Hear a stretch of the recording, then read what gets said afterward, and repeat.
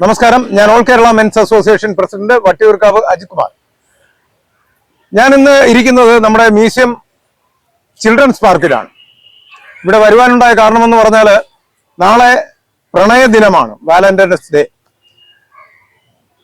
അന്ന് all Kerala men's association കരിദിനമായിട്ടാണ് ആചരിക്കുന്നത്. കാരണം ഇന്ന് പെൺകുട്ടികൾ, സ്ത്രീകളുടെ പ്രണയം എന്ന് പറയുന്നത് നമ്മളെ യുവാക്കന്മാരെ ആത്മഹത്യയിലേക്ക് നയിക്കുന്ന രീതിയിലുള്ള പ്രണയമാണ് നടപാടിക്കൊണ്ടിരിക്കുന്നത്. നമ്മുടെയൊക്കെ കാലഘട്ടം എന്ന് പറഞ്ഞാൽ പരിപാവനമായിട്ടുള്ള പ്രണയമുണ്ടായിരുന്നു. ആ പ്രണയത്തിനൊരു സൗന്ദര്യം ഉണ്ടായിരുന്നു. ആ പ്രണയത്തിന് വളരെയധികം മൂല്യമുണ്ടായിരുന്നു.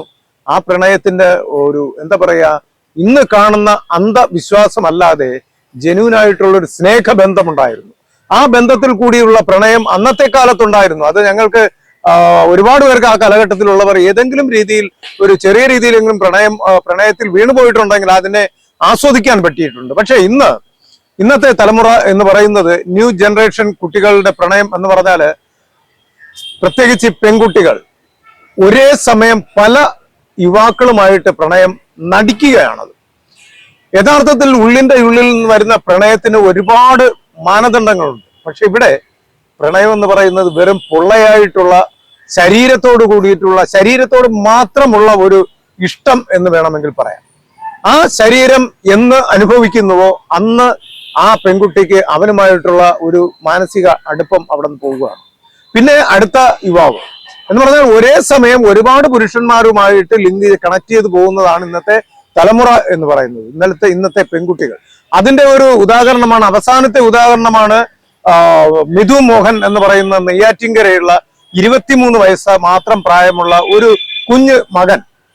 അവനൊരു പെൺകുട്ടിയെ പ്രണയിച്ചു, അതും ആത്മാർത്ഥമായിട്ട്.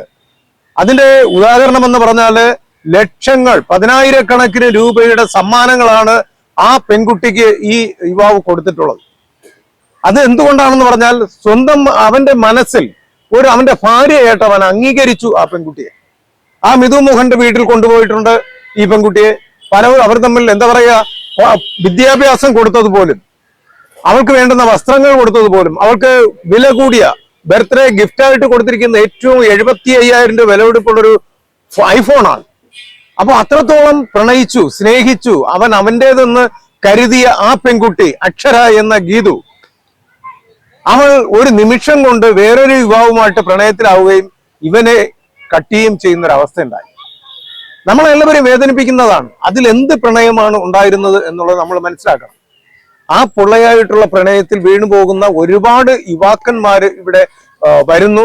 അവർ മരണത്തിലേക്ക് പോകുന്നു, മരണത്തെ പുൽകുന്നു എന്നുള്ളതാണ് നമ്മൾ മനസ്സിലാക്കിക്കൊണ്ടിരിക്കുന്നത്. കാരണം ഇത് അച്ഛനും അമ്മയും ഒരുപാട് പ്രതീക്ഷയോട് കൂടിയിട്ടാണ് ഒരു കുഞ്ഞിനെ, ഒരു മകനെ വളർത്തി ഇത്രത്തോളം വലുതാക്കി അവന് വേണ്ടുന്ന എല്ലാ കാര്യങ്ങളും ചെയ്തു കൊടുത്ത് വളർത്തി വലുതാക്കി കൊണ്ടുവരുന്നത്. പക്ഷേ ഒരു പ്രണയത്തിൽ വീണു പോകുന്നതിന്റെ അടിസ്ഥാനത്തിൽ അവന്റെ ജീവിതം അതോടുകൂടി പോകുന്നു. ഈ അച്ഛനും അമ്മയും തന്നെ അവർക്ക് ഈ മകനെ നഷ്ടപ്പെടുന്ന വേദനയിൽ ഈ ജന്മം മുഴുവൻ വേദനയോടുകൂടി നീറി കഴിയേണ്ട ഒരു അവസ്ഥ ഇന്ന് നമ്മുടെ സമൂഹത്തിൽ വരികയാണ്.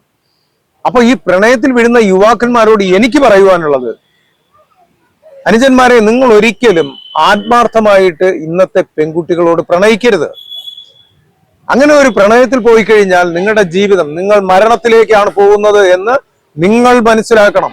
അത് അറിഞ്ഞിട്ട്, അല്ലെങ്കിൽ ആ പെൺകുട്ടിയെ മനസ്സിലാക്കാനുള്ള കഴിവ് നിങ്ങൾക്ക് വേണം. ഏത് സമയവും ഒരു പെൺകുട്ടി അവളുടേതായിട്ടുള്ള മനസ്സ് മാറും എന്നുള്ള കാര്യം, ആ ഒരു ഓർമ്മ നമുക്ക് എപ്പോഴും ഉണ്ടായിരുന്നാൽ ഇങ്ങനെയുള്ള ചതിയിൽ ചെന്ന് പെടാതിരിക്കാൻ പറ്റും. പ്രണയിക്കണ്ട എന്ന് ഞാൻ ഒരിക്കലും പറയുന്നില്ല, പ്രണയിച്ചോളൂ. പക്ഷേ ഇത്രത്തോളം മിഥു മോഹനെ പോലുള്ളവർ കാണിക്കുന്ന ആ ആത്മാർത്ഥത, അത് മാത്രമല്ല, ഒരുപാട് പേര്, കൊല്ലത്തിപ്പോ ഒരു പട്ടാളക്കാരൻ മരിച്ചില്ലേ, അതുപോലെ പത്തനംതിട്ടയിൽ ഒരു യുവാവ് മരിച്ചു. അപ്പൊ ഇതെല്ലാം നീ പോയി ചത്തുകളയട എന്ന് പറയുന്ന നീചമായിട്ടുള്ള വാക്കിൽപ്പെട്ട് തകർന്നു പോയിട്ടാണ് ഇവർ പോയി ആത്മഹത്യ ചെയ്യുന്നത്. അപ്പൊ ഈ ആത്മഹത്യയിൽ നിങ്ങൾ വീഴാതിരിക്കണമെങ്കിൽ ഞങ്ങൾ നാളെ ഓൾ കേരള മെൻസ് അസോസിയേഷൻ നാളെ കരിദിനമായിട്ട് ആചരിക്കുമ്പോൾ നിങ്ങൾക്ക് പ്രണയിക്കാം, ഇത് ആഘോഷിക്കാം. പക്ഷെ ഈ പ്രണയദിനം ഒരിക്കലും നിങ്ങളുടെ അന്ത്യദിനമായി മാറരുത്.